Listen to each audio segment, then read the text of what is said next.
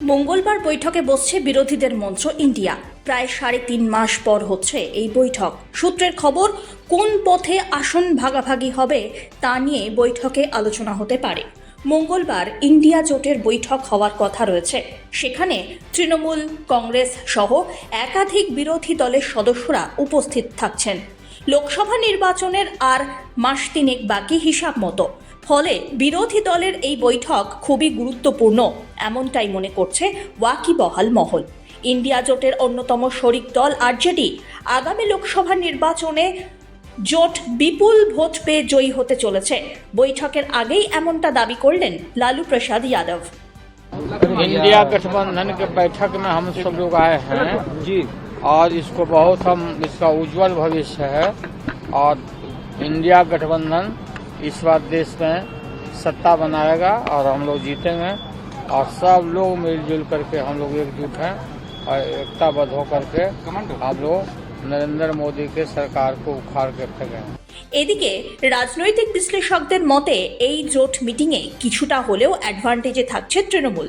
আর সেক্ষেত্রে যে রাজ্যে যে দল শক্তিশালী, আসন সমঝোতার ক্ষেত্রে সেই দলই সেই রাজ্যে শেষ কথা বলবে। এই সূত্রই মঙ্গলবারের বৈঠকে রাখতে পারেন রাজ্যের মুখ্যমন্ত্রী তথা তৃণমূল সুপ্রিমো মমতা বন্দ্যোপাধ্যায়। আর এই কথা মেনেও নিতে পারে সব দল। এর বড় কারণ, সম্প্রতি 5 রাজ্যের বিধানসভা নির্বাচনে ফল প্রকাশের পর কিছুটা হলেও ব্যাকফুটে কংগ্রেস। এই বৈঠকের প্রধান বিষয় থাকছে আসন সমঝোতা।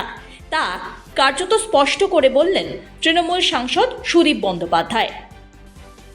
सुबह जो मीटिंग मल्लिकार्जुन खड़गे का घर पे होता है, ये एक रेगुलर मीटिंग हो गई। ये संसद में हम लोगों का style of action plans, programmes, floor management कैसे करेंगे एक दूसरे पार्टी को साथ, ये विषय पर चर्चा हो जाते हैं। It is the parliamentary party leaders both of Rajya Sabha and Lok Sabha of the India alliance parties. और इंडिया अलायंस में जो आज 4th मीटिंग होंगे, हमारे नेत्री ममता बनर्जी पहले से बताते हैं कि मीटिंग तो हो गए 3 दफे, इस बार सीट शेयरिंग के बारे में बात करना बहुत जरूरी होता है। ये 543 सीट्स का बीच में कम से कम हम लोगों को तो टारगेट होना चाहिए कि 450 सीट तक हम लोग 1:1 फाइट पर चले। और ममता बनर्जी बहुत आशा लेके इस बार आए हैं कि ये सीट शेयरिंग का प्रोसेस यही सबसे पहले होना जरूरत है। 1, 2, 3, 4, 5, 6, 7, 8 ये गुणने से क्या होगा? तो meeting should be result oriented, meeting should be with very much with objectives, और लोग ফল দেখনা চাতে हैं। অন্যদিকে প্রসঙ্গ উঠে আসছে বিরোধী দলের প্রধান মুখ কে হবেন তা নিয়েও। এই বিষয়ে অবশ্য নীতিশ কুমার প্রসঙ্গে সরাসরি মুখ খুললেন বিজেপি সাংসদ सुशील कुमार मोदी।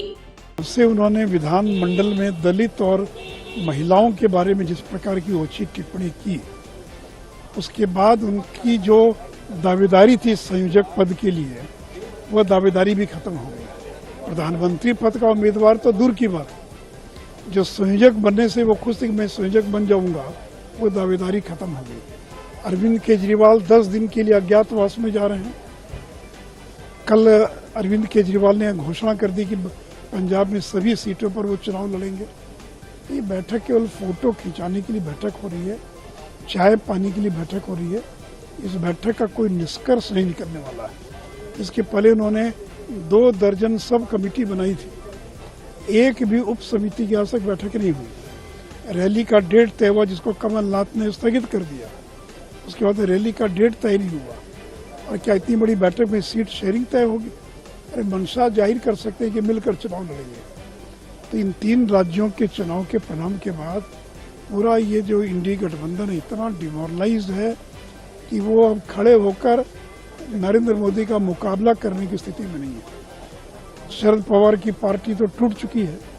तो इसलिए कुल मिलाकर हताश, निराश, थके हुए लोग, जिनको कोई आशा की किरण नहीं दिखाई पड़ रही है, वैसे लोग इकट्ठा हो रहे हैं। इकट्ठा होकर वो नरेंद्र मोदी का कुछ नहीं बिगाड़ पाएंगे। অঙ্ক যাই বলুক না কেন এবারে আসন সমঝোতার ব্যাপারটি দ্রুতই নিষ্পত্তি করে ফেলতে হবে বলে মনে করছেন জোট নেতৃত্বের অনেকেই। 31 ডিসেম্বরের মধ্যেই সেই সিদ্ধান্ত নিতে হবে বলেও মত অনেকের। বিষয়টি ইন্ডিয়ার বৈঠকে মঙ্গলবার আলোচনা হতে পারে, এমনটাই সূত্রের খবর। তবে মমতা বন্দ্যোপাধ্যায়ের এই রফা সূত্র কতটা মেনে নেবেন কে তা নিয়ে উঠছে বড়সড় প্রশ্ন।